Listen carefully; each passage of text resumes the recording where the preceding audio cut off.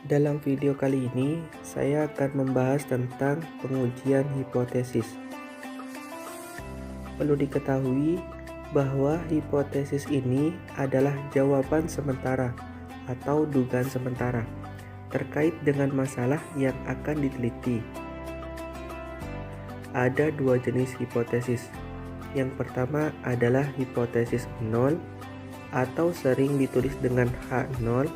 Dan yang kedua adalah hipotesis alternatif yang sering ditulis dengan H1.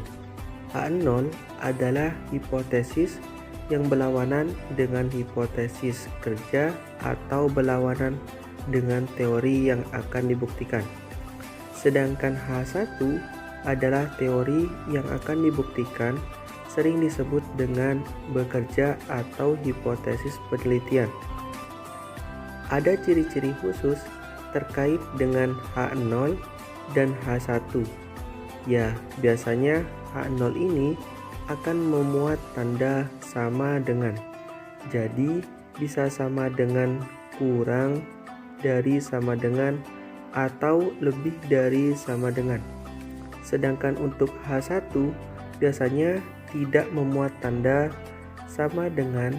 Jadi, A1 ini bisa tidak sama dengan, kemudian lebih kecil atau lebih besar, baik H0 dan H1 sama-sama mempunyai peluang untuk diterima ataupun ditolak.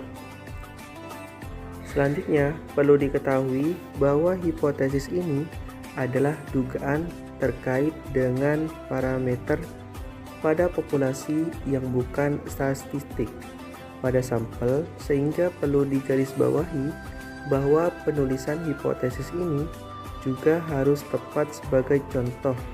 Misalnya, suatu hipotesis penelitian yang menyatakan bahwa rata-rata setiap rumah yang ada di desa Kamboja mempunyai kamar kurang dari 3. Nah, penulisan hipotesis yang benar adalah sebagai berikut. Ya, jadi menggunakan lambang new untuk rata-rata. Jangan sampai ditemukan masih menggunakan X bar untuk rata-ratanya. Ya, ingatkan lagi bahwa hipotesis ini adalah menduga untuk parameter yang ada pada populasi. Oke, pertanyaan selanjutnya adalah, mungkinkah seorang peneliti itu salah dalam penarikan kesimpulan? Jawabannya iya, bisa jadi ya besar kecilnya resiko kesalahan dalam penarikan kesimpulan. Biasanya ditunjukkan dalam probabilitas. Ya, ada dua jenis tipe kesalahan dalam penarikan kesimpulan, yaitu tipe pertama dan tipe kedua.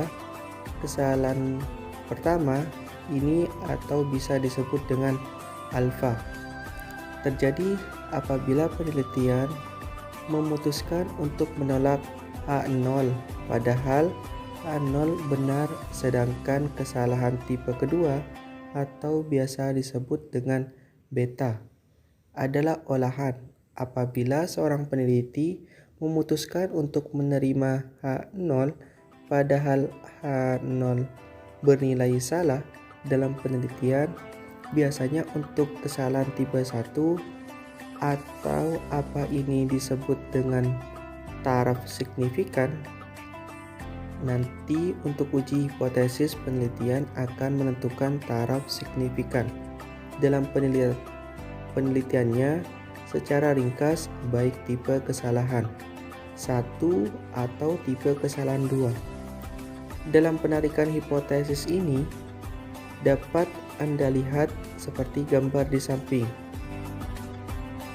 Saya akan memberikan contoh, misalnya dari 10.000 mahasiswa sebagai populasi, diketahui rata-rata nilai matematikanya adalah 75.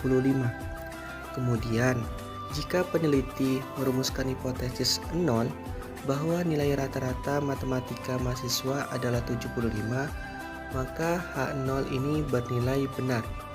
Nah, kesalahan tipe 1 akan terjadi jika peneliti kemudian menolak H0 pada H0 tadi bernilai benar.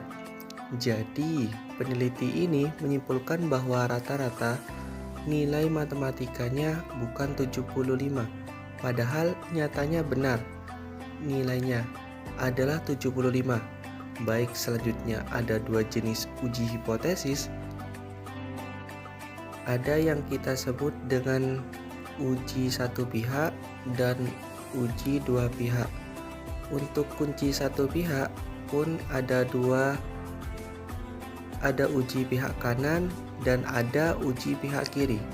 Uji pihak kanan berhubungan dengan uji hipotesis langsung positif, sedangkan uji pihak kiri berhubungan dengan uji hipotesis langsung negatif. Rasanya akan memberikan contoh uji hipotesis pihak kanan. Ya, ini adalah hipotesis untuk mengetahui ada tidaknya pengaruh positif antara variabel motivasi dan prestasi. Maka hipotesis yang bisa peneliti itu adalah sebagai berikut. Anda bisa lihat di gambar, halnya adalah tidak terdapat hubungan yang positif antara motivasi dan prestasi. Siswa jangan H1-nya adalah terdapat hubungan positif antara motivasi dan prestasi pada kurva normal. Uji pihak kanan ini ditunjukkan seperti gambar di samping. Ya, jadi area yang hitam ini di sebelah kanan ini menunjukkan daerah kritis atau daerah penolaknya, daerah di mana H0 ditolak. Ya, sedangkan area yang putih menunjukkan daerah di mana H0 diterima. Karena untuk contoh uji hipotesis pihak kiri, dia secara langsung menyebutkan misalnya pengaruh negatif. Ya, jadi seperti di samping ini, contoh kasus penelitiannya adalah untuk mengetahui ada tidaknya hubungan negatif antara stres dan kinerja. Jadi untuk hipotesis penelitiannya halnya adalah tidak terdapat hubungan negatif antara stres dan kinerja lawannya. Satunya adalah terdapat hubungan negatif antara stres dan kinerja. Siapapun normal untuk uji pihak kiri, Anda bisa lihat seperti gambar di samping.